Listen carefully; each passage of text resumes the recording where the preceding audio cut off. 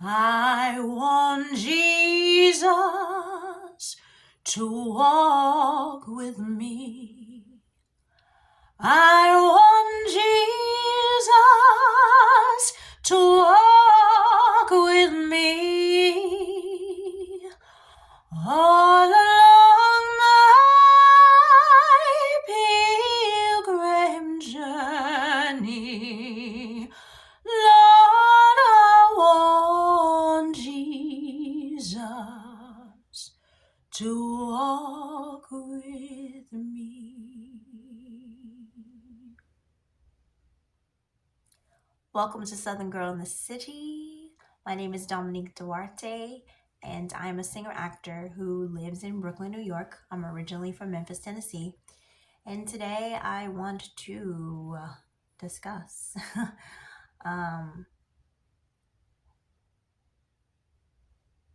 walking with the Lord in your life. I don't necessarily, if you don't believe in the Lord, I know universe makes more people comfortable. So if that's what you want to say, whatever you want to say, it's fine for me. Walking with the Lord is a really difficult challenge because there are so many voices in your head. There's so many things calling your attention. And for me personally, I have struggled in my adult life. Let's just be real. That's why I sang at my pastor's church today, my former pastor's church in Long Island. I went to Hempstead, West Hempstead, to sing, and I sang 3 songs, and that was one of them. I Want Jesus to Walk with Me. It's actually a song that I had never heard of until my grandfather. He sang it at my grandmother's funeral. That was my first time hearing that song, and that was when I was in 9th grade. But yes, I've now sung that at a few people's funerals, actually. It's a little morbid, but a lot of people at church have asked me to sing at funerals. I think I've sung at like 4 funerals in the last few years. It's fine. Like, you do bless people by singing at their services, especially their families. If they're asking me to sing, I'll do it. Um, it just is not something I thought I would end up doing. But always, hey, serve the people. If you want me to sing at your funeral, I'm available. Um, you know, put in requests. Apparently, this is again morbid, but people at my church literally would come up to me and be like, "I want you to sing this at my funeral," or I would love for you to sing at my funeral," and I'm like, "Oh, okay, thanks." Um, but I'm like, "Okay, if you want me to, just ask, and if I'm available, I'll be there." Um, but yeah, I sang at the church today, and I realized that in 2024, I did very little singing. I think 2024 might have been the year that I did the least amount of singing, possibly in my entire adult life. It definitely was one of the years where I was low on the singing. I realized that I sang this time last year at my former pastor's church in Long Island.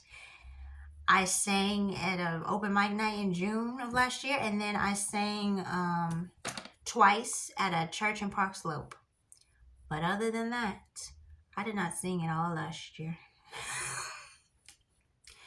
Which is part of the reason I'm considering busking the subway, because I just realized I'm not singing in the way that I was previously. And obviously this is a gift that I was given, and maybe it's something that I'm not always using as well as I should. The Lord gave me gifts, artistic gifts, which is beautiful, and I'm grateful. It's just sometimes it's frustrating because it's not always the most financially lucrative gifts to have. But it's not always about money. And it's hard because I was listening to another podcast. I think it's called Christian Chronicles, I believe. The woman's name is Monique Hibbler.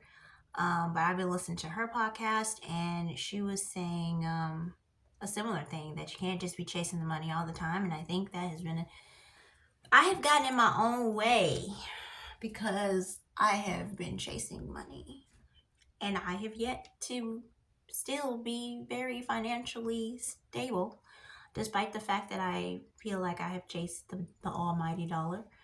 But me chasing it has not made me any more lucrative. Um, I just realized that had I just put 100% into my singing and acting and gotten a server job this entire 8 years that I was in New York, I'm pretty sure I would have been a lot further along in my acting career, my performance career. When I really truly ask myself, have you given 100% to your career? The answer is no. I haven't. I thought I was, but no. I was always 1 foot in, 1 foot out.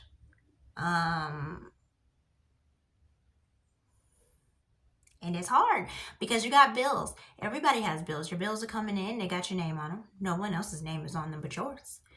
And you got to pay them. And you're thinking, okay, well, if I'm not getting the singing job, then okay, I got to make sure that I have a guaranteed paycheck.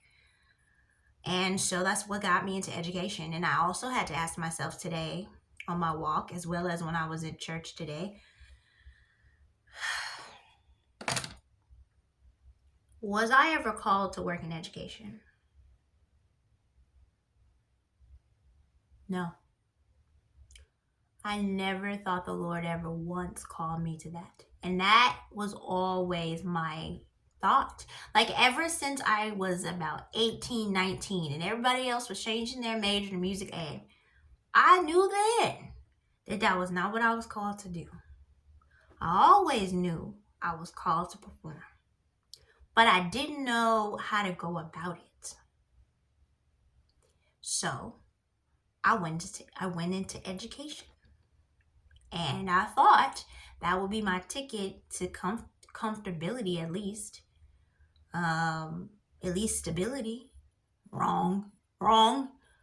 Because when you are doing something that's outside of your calling, the Lord will kick you out. And Lord knows, He has kicked me out multiple times. If it's just the fact that something doesn't sit right in my spirit and my conscience when I'm in the environment. I've quit a lot of jobs, let's be real. However, when it comes to education jobs, it was almost as if the Holy Spirit was like, this is not for you. This is not for you. That was not the message I was receiving when I've quit other jobs in the past. It was in the other jobs that I'll be honest, most of the time when I quit a job in the past, it was because it wasn't enough money. It wasn't because I wasn't happy. It wasn't because I didn't like the job. It wasn't enough money. Some of it was the job was temporary. It was a contract. The contract ended.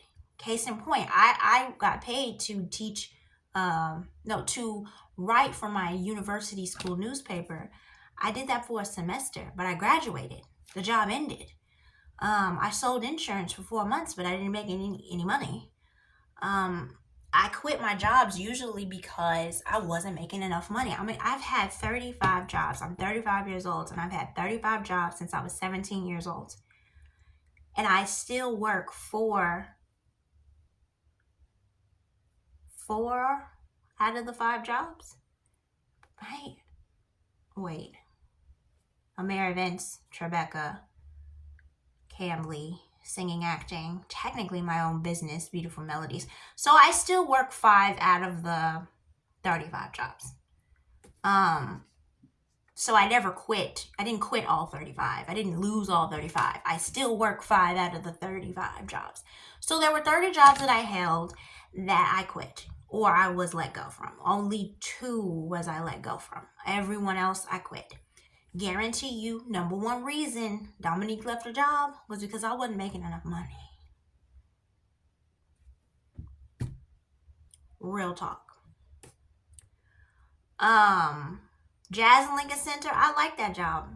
I didn't dislike that job. I liked it. However, financially, it was minimum wage. And also, you didn't work that many shifts. I get more shifts working in catering than I did at Jazz and Lincoln Center. You'd be lucky if you got 2 shifts a week there. So it wasn't a good job to have that if you wanted to make a decent income. So there's that. A lot of the times, a lot of the jobs I have worked, I thought at the time when I got the job, it was a lot of money, but it wasn't. And sometimes I didn't know until I started getting the paychecks or until I started working the job and realizing, oh, this is not consistent. Catering is kind of like that. So you, with the Merry events in particular, I worked there for 3 years. In June, it'll be 3 years. January, February, July, August, slow. January, February, July, August, slow. There are like no shifts, hardly any shifts to work. I wouldn't have known that until I started working there. Because when I got the job, I was getting shift. But then you realize, oh snap, it stops. It just completely halts. And you have to prepare for that. It's like some jobs you just don't know until you worked it. But with education in particular, when I quit those jobs, usually it was because it wasn't in alignment with my spirit. It was something that was happening. It was something that I felt like was off. And it was something that was moral or ethical. It wasn't like, oh, I'm just gonna quit to quit. I also have realized that education is not a job you can do for the paycheck.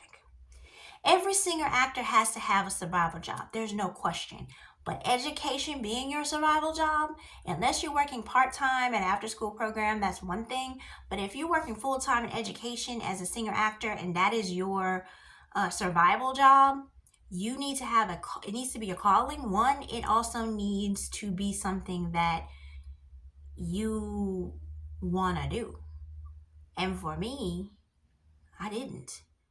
That doesn't mean that I didn't love working with children. That doesn't mean that I didn't build bonds and relationships with those kids, because I did. But at the end of the day, was it what I was called to do? No. I was never called to be in the classroom, ever. But it kept coming up. The door did keep opening, but that's because I kept knocking. It's like I also kept knocking more on those doors than I probably knocked in my own acting career. I probably knocked on more jobs to work in education than I ever have to be a performer. And those doors opened. So I thought the doors opening was a sign, well, oh, the Lord wants me to do this. And I'm like, nah, fam, them doors might have been a test and you failed. Failed so much that he kicked my behind up out of that preschool in September. Because I didn't see that coming at all. So I'm just like, man, this is really hard.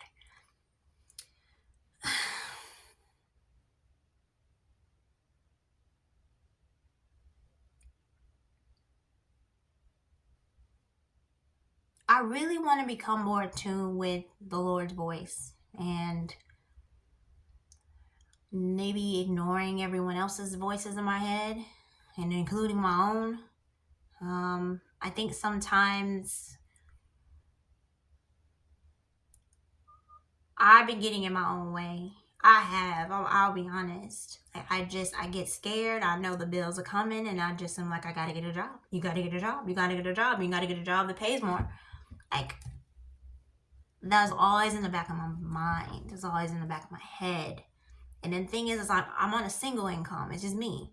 So most of my all of my adult life, my mom has helped here and there. It's no question. But for the most part, I am doing this by myself, and it is really difficult. And so there are times where I just panic. And usually when I go back into education, I'm panicking. I'm like, I need to get something stable. I need to get something consistent. And if I want something quick, this is a great way to do it. But am I called to do it? No. And I had one person say to me something like, well, you haven't basically, insinuating that I hadn't had a lot of fruit from my performance career, meaning that I'm chasing something that is it supposed to be? But that's not completely true, because considering how little energy I have put in my acting career, I have had fruit. I did a commercial.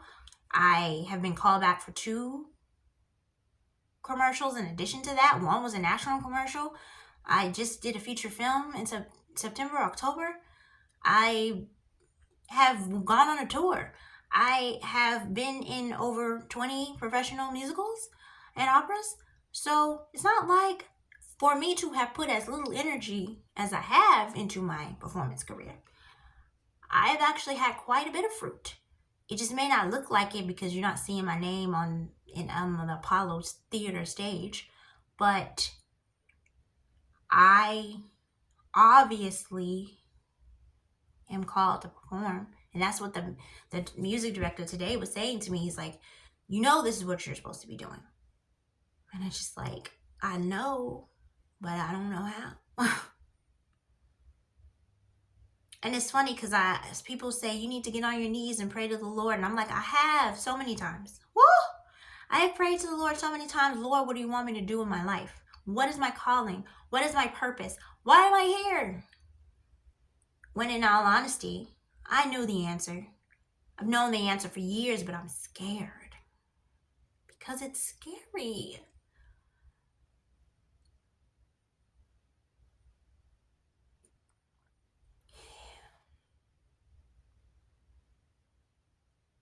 And I care so much about what other people think.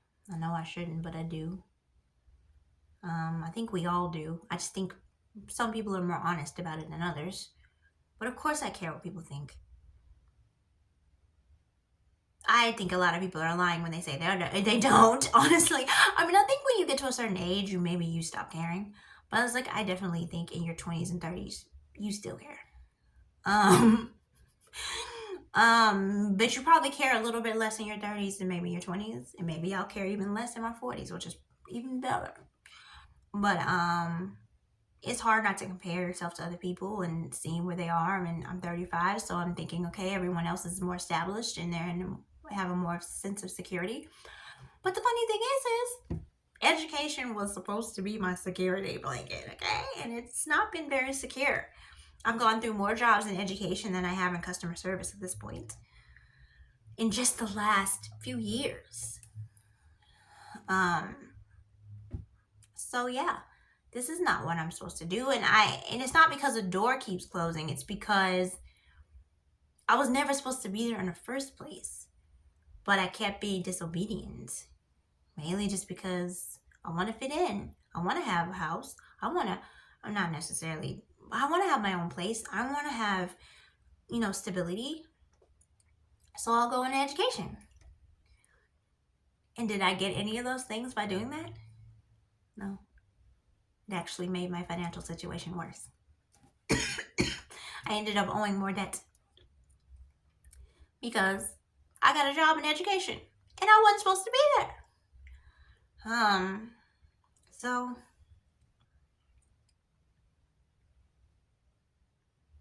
really become in tune with the Lord, or if this makes you more comfortable, the universe. What is your purpose? Why are you here? Apparently, your purpose does not always have to be your income job. And I've heard that too. I don't think that that's what's for me though. Like, I think as far as education goes, maybe it was good for a season. Like when I was in Memphis and I did it, I think that was a good time for me to do it. But once I moved to New York, I never should have gone into education again. It wasn't what I was supposed to do. I was Jonah Jr. Okay, when he said I called your performance, and I said in 2018 I was gonna take a break after having an issue with an agent. I said, I'll just take a break. Did I feel like the Lord was telling me to take a break? No. No. Once again, I got in my own way.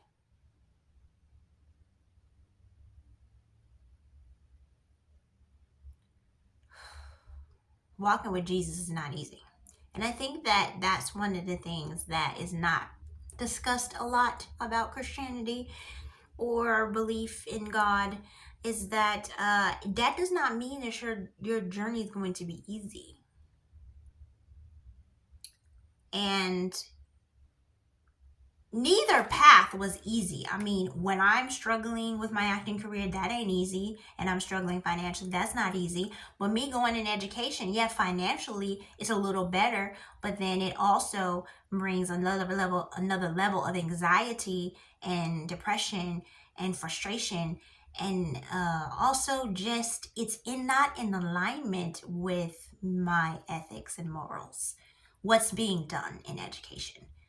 And I think that I'm not, my ethics and my morals may be challenged in performing, but I don't feel that as much. I don't feel like, oh, I'm doing something that's just wrong. When but I feel like I'm put in positions in education where this is not in alignment with my ethics.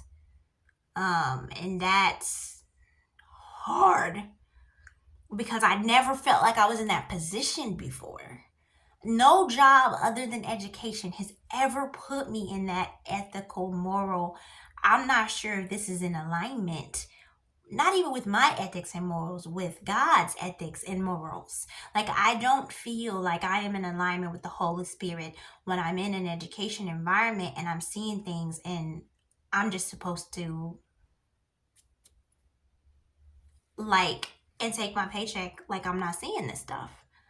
I can't do it. I can't do it. I'm not saying that other people are wrong for doing it. I'm saying I am convicted about it. And I don't get convicted about a lot of things. Not like this. Mainly because I guess for the most part I'm pretty on the straight and narrow for the most part. Like, I can't say that I'm just sinning up and around the place. I mean, we all sin. Over the most part, I'm pretty tame. Like, I'm not doing anything crazy. So I don't feel convicted a lot. But when it comes to me working in education, I'm convicted often. I'm like, this is not okay. And this is definitely not okay with the Lord. But okay, if you say so. I don't know. And it could be because children are involved. I mean, if you're working in customer service, I think I've said this before, but let's say you don't agree with your boss. It's just you and your boss. Okay, maybe you don't agree. All right, whatever. There's no children involved. Whatever. But when you got kids involved, I get convicted about it because these kids don't have a say. So that's why it's like and then people are like, well, you could stand up for them and do things. I mean, I tried, okay, and that does not work too well for your girl. Because when I do, I'm alone, or I am looked at like I am the problem. So listen, I don't know, and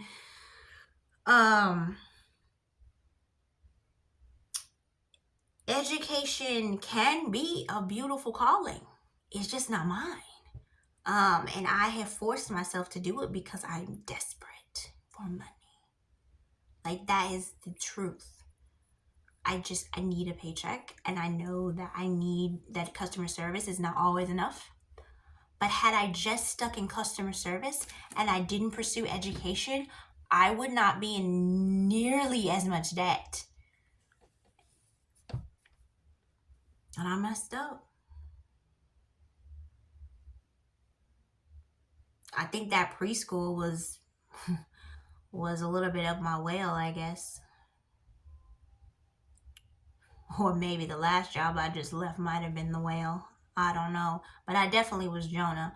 I mean, in a sense, the Lord called me to something and I knew what he was calling me to, but I was too scared to do it. And I'm still scared. Let's just be real. I'm scared to perform. It's scary because I'm going to have to put myself out there. I'm going to have to get rejected over and over and over again. But shoot.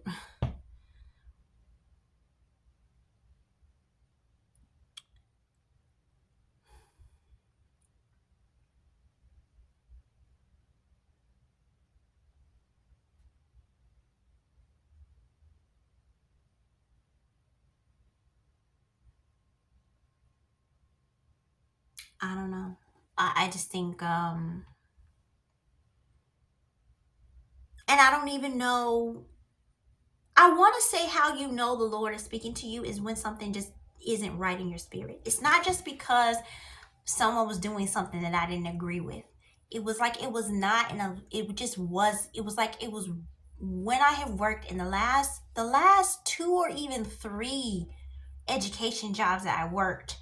It was like something was rubbing against my, it was like there's this friction that I'm feeling. And it's not like a, because to be honest, I was doing a good job in all of three of those jobs. I did a good job. Like, I did my job. I showed up and I did a good job. But at the end of the day, this was happening. But I just was trying to ignore it. But the Lord was like, you might be ignoring it, but I'm going to kick you behind about it this preschool. Here.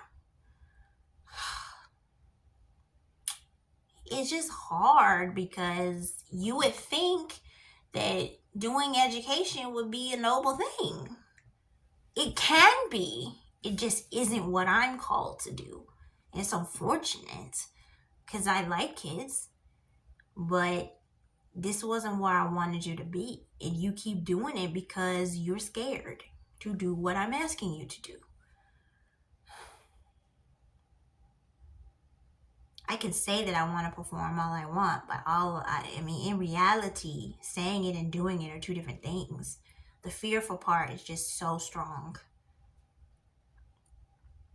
But the guy today was like, you are called to do this. This is what you are supposed to do. And I've had multiple people tell me that. He's not the only one.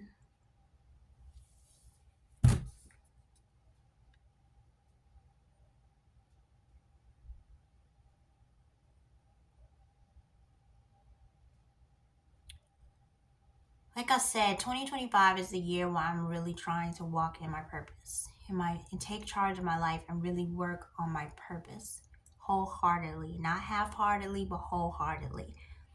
And that is going to be hard because I'm scared.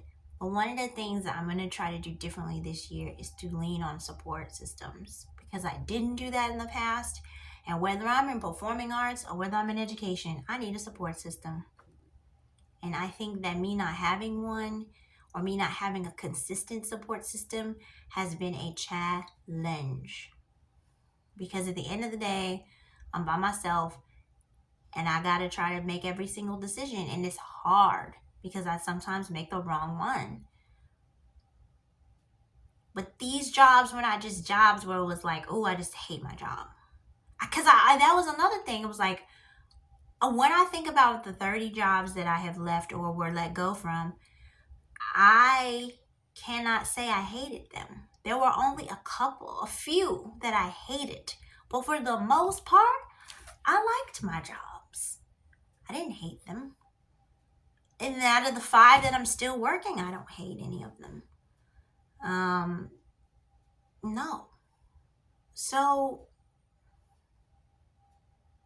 because I know a lot of people will say, oh, I just hated this job, I hated this job. There were some schools, but for the most part, I didn't hate my last job. I didn't hate working at that school. I did notice some things I didn't like, but I didn't hate it. I did my job. I tried my best. I just didn't like how the kids were being bullied. Like, that was problematic for me. And maybe because I have been bullied before. And I also just know how serious it is. I mean, this little girl recently just, unalived herself because she was being bullied. And she's about the age of the kids I was working with. So it's just like, I can't just ignore things like that. But I know that kids have to go through adversity. I mean, maybe teasing is a little bit of a rite of passage, but also at the end of the day, there's a difference between teasing and bullying. And bullying can really be soul crushing in a way that is a little bit different. Because I would say maybe I was teased. I was bullied in the 3rd grade, but other than that, like, I was teased here and there. But 3rd grade, I was bullied. But Other grades, I would say I was teased here and there, but nothing to that extent. Um, but it's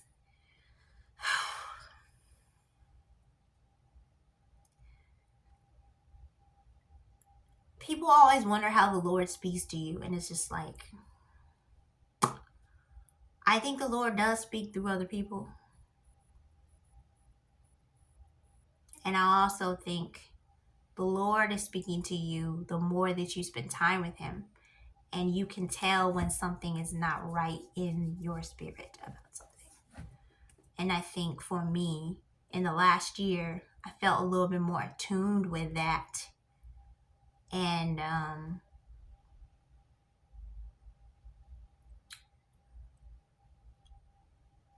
I guess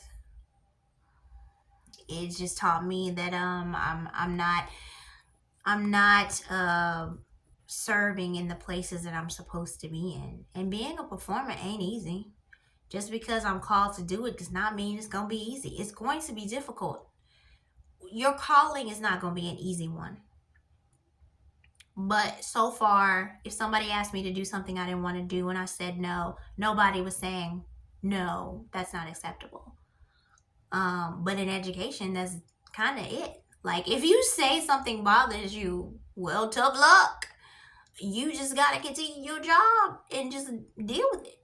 But it wasn't me specifically that was being targeted or anything. Like, I wouldn't say that I was feeling like, oh, I don't like working here because of what was being done to me.